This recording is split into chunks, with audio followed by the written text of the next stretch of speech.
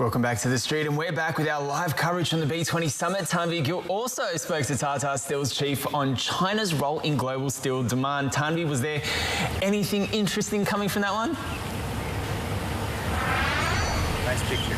Well, a lot, because, he's the best placed person to actually talk about not just the outlook for the Indian steel sector, but also his understanding of the complex supply chains that go into the steel industry is very on point. In fact, he highlighted how he believes that the problem in China is not as deep-rooted as many would imagine. He thinks what we are seeing in China right now is normalization, not a significant slowdown. At 18 trillion, going at 4-5% is something that he thinks is fair, given the size of the Chinese economy. But you have to be mindful of the fact that, of course, China is one of the largest commodity consumers in the world, the largest commodity consumer in the world. And so that slowdown will impact the overall demand for commodities like steel. This is what he had to say in specific about the trend going forward because of China's slowdown.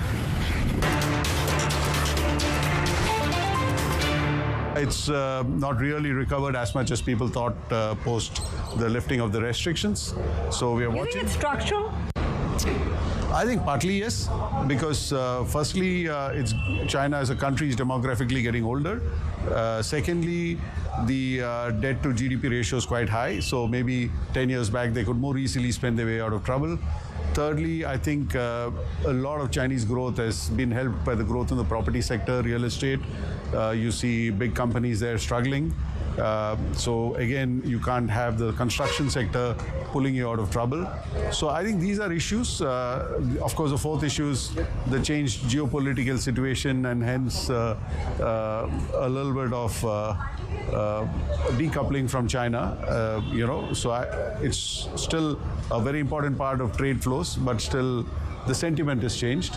So I think all this has an impact. But is this a long-term issue, China's slowdown? Do you think they'll be able to come out of this? Because it has a direct bearing on prices, steel prices globally, right? And for your business. Sure. So again, it depends on what you define as a slowdown, because I look at it this way. China at 5% is not too bad. I'm completely with you. So $18 trillion at 5% is not bad. Exactly. Right? So you can't expect an $18 trillion economy to grow at 8% and 10%, right? So I think that's an unfair expectation because if you look at Europe and if you have a 3% growth, we feel good about it. Some are calling it actually normalization. Yeah. But the narrative is slowdown. Absolutely. So I think we need to kind of recalibrate our thinking to the fact that the Chinese economy is much bigger than anybody else apart from the US. So right? just a couple of questions. On the pricing front, where do you think things are going? So what is a bit of concern is steel exports from China has gone up in the last few months. Honestly, since 2015, when Chinese steel exports were at its highest level, Chinese exports had come down to about 5 million tons a month, which the world can live with. In 2015, it had gone up to 10 million tons a month. Over the last 3 months, it's been hovering between 7 and 8 million tons a month. That's not a great place to be in because that has an impact on international prices. Hence, you've seen, let's say, hot rolled coil prices operating at less than $600. I think ideally for the steel industry, it should be between $600 and $650. If it's lower than that, most steel companies don't make money. So there you have it, Will and Tay.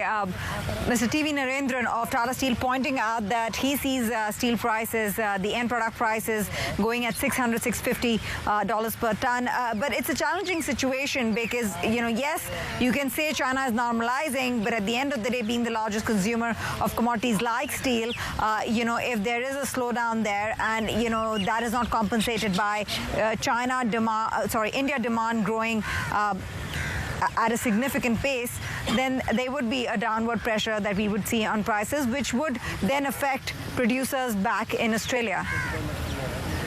Tanvi, there's been a question mark for a while over Tata's operations in the UK and the status of its talks with the government there. And now there's a speculation that they may pull out altogether. Did you talk about that?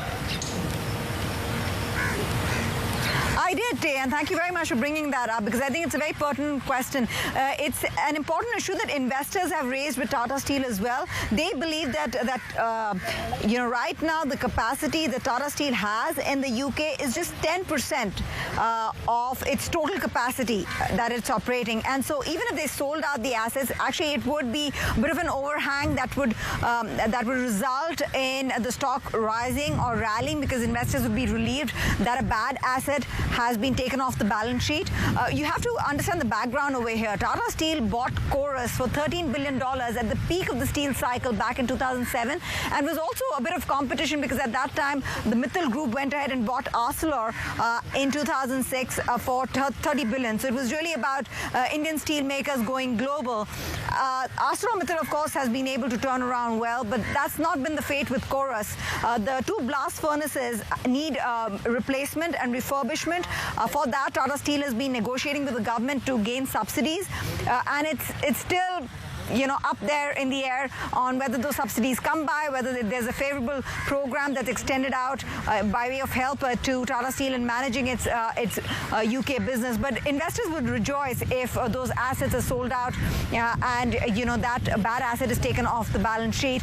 When I asked Mr. Narendran directly whether or not he's committed to the UK business, he told me, as of now, yes. So make of it what you will. All right, Tanveer, thanks very much indeed for that. Tanveer Gill in New Delhi. And let's keep the focus on India for a moment.